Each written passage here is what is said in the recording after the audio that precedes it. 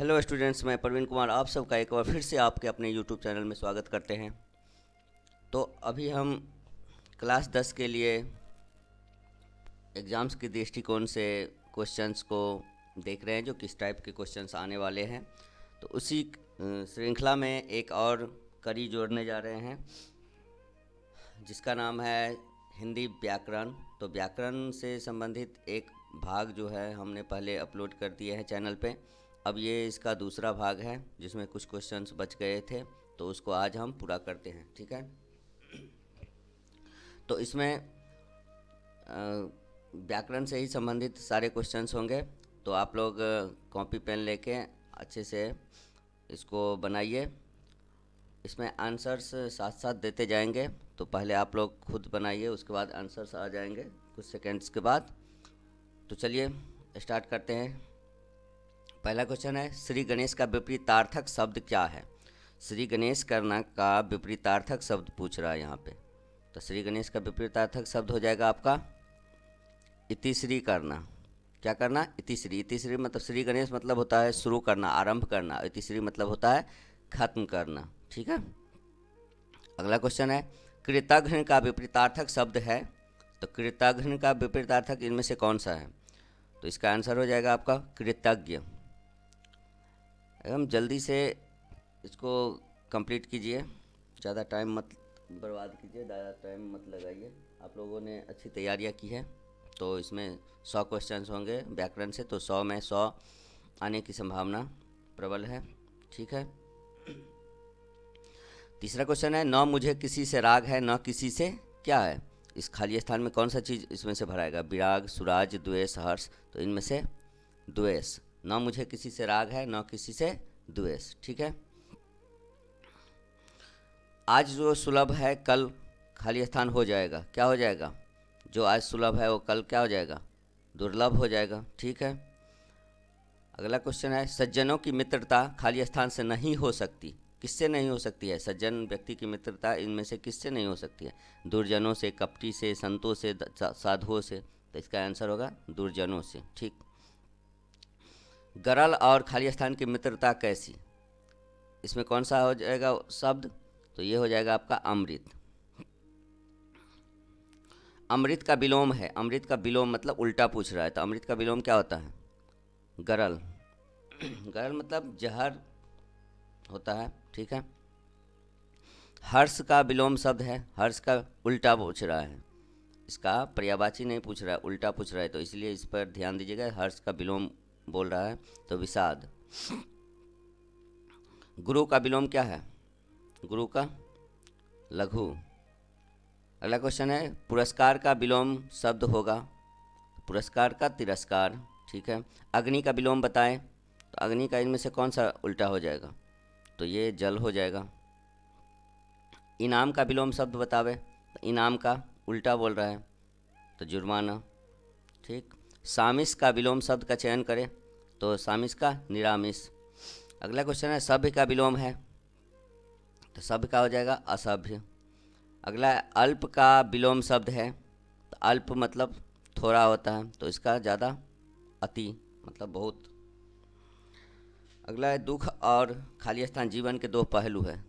तो सुख इसका राइट आंसर हो जाएगा। अगला क्वेश्चन है, उत्तरी बिहार में हर साल बाढ़ आती है, तो दक्षिण बिहार में खाली स्थान पड़ जाता है। क्या पड़ जाता है?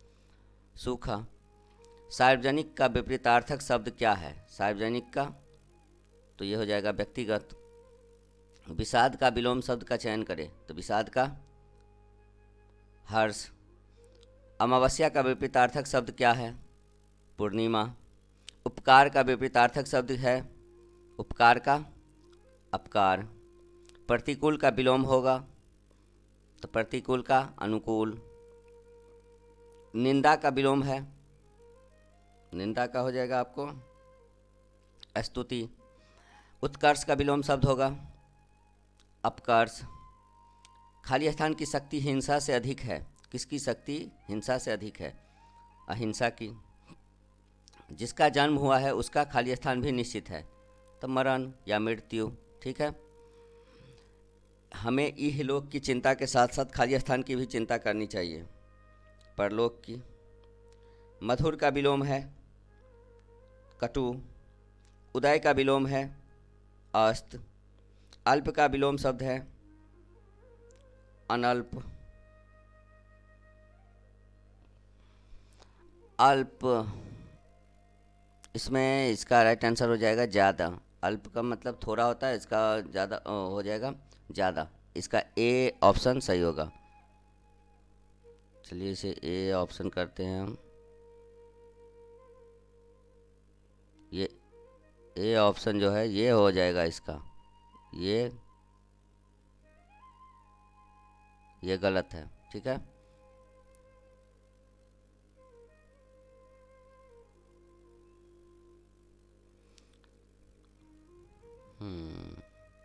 चलिए आगे। घृणा शब्द का विलोम है तो घृणा का क्या हो जाता है प्रेम। छूत शब्द का विलोम है अछूत, उग्र का विलोम है सौम्य, सादर का विलोम है निरादर, सात्विक का विपरीतार्थक शब्द है सात्विक का तामसिक, चोर शब्द का विलोम है साधु, एरी शब्द का विलोम होगा चोटी। निम्न में निश्चय शब्द का विलोम कौन है तो निश्चय का अनिश्चय होगा। गुण का विलोम शब्द होगा तो गुण का दोष होता है। विधवा शब्द का विलोम होगा सधवा। बंधन शब्द का विलोम होगा मुक्ति। रक्षा शब्द का विलोम होता है विनाश।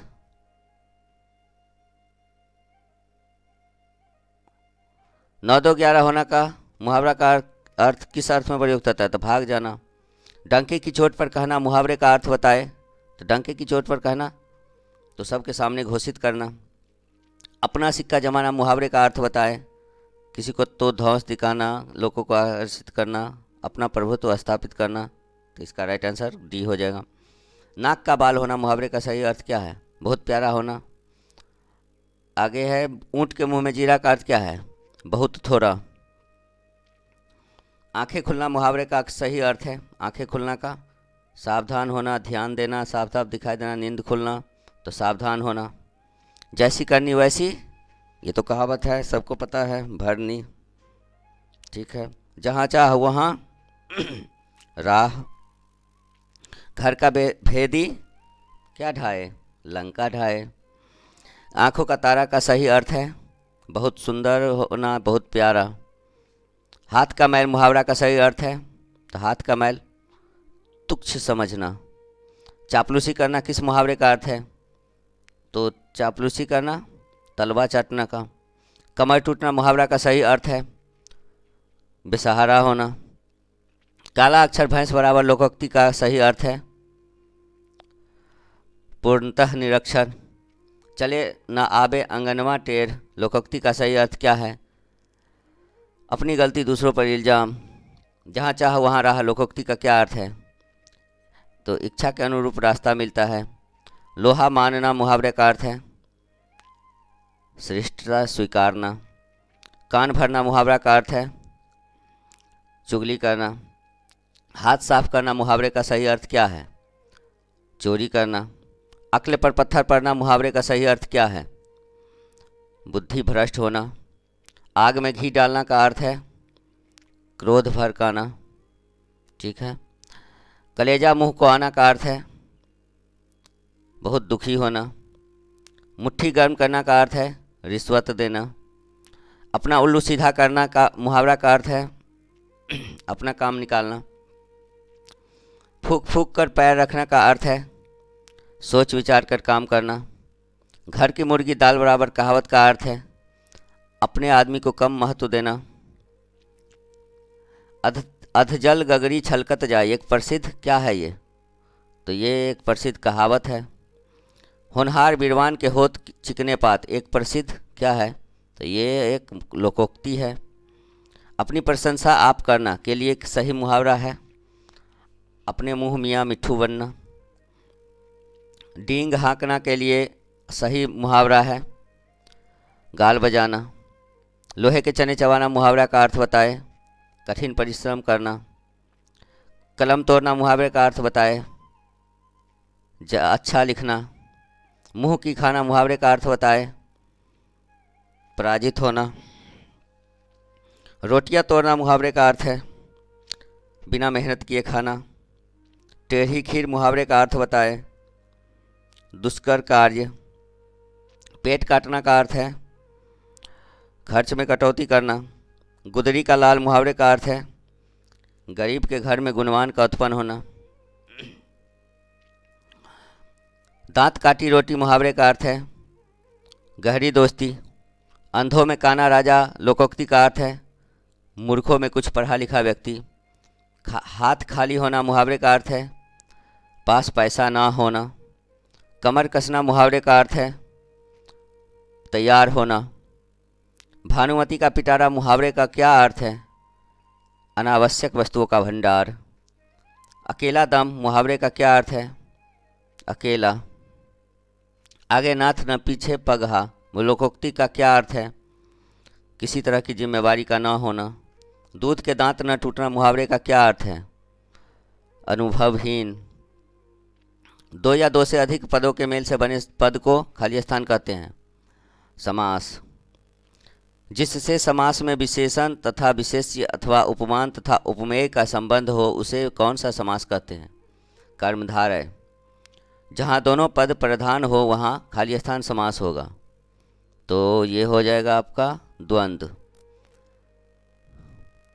आगे है जिस समास का पहला पद अव्ययी होता है उसे कौन सा समास कहते हैं अव्ययी भाव। जिस समास का कोई पद प्रधान नहीं होता है तथा समस्त पद के से किसी अन्य का बोध होता है कहलाता है बहुब्रीहि। लौह पुरुष में कौन सा समास है तो लौह पुरुष में कर्मधारय समास है। अष्टाध्यायी में कौन सा समास है तो अष्टाध्यायी में द्विगु समास है। जन्म मरण में कौन सा समास है तो जन्म मरण में द्वंद्व समास है। उसके बाद है आपका राधे श्याम किस समास का उदाहरण है तो ये है द्वंद्व समास का। राधा कृष्ण कौन सा समास है तो राधा कृष्ण हो जाएगा द्वंद्व समास। राज सिंहासन कौन सा समास है तो राज सिंहासन होगा आपका तत्पुरुष समास। पथ भ्रष्ट का सही समास विग्रह है तो पथ से भ्रष्ट। इनमें ऑप्शंस को अच्छे से देखिएगा तब आंसर दीजिएगा।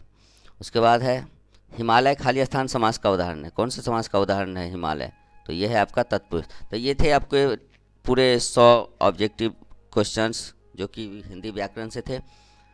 तो आप इसे अच्छे से प्रैक्टिस कीजिए और एग्ज़ाम्स की तैयारी अच्छे से कीजिए।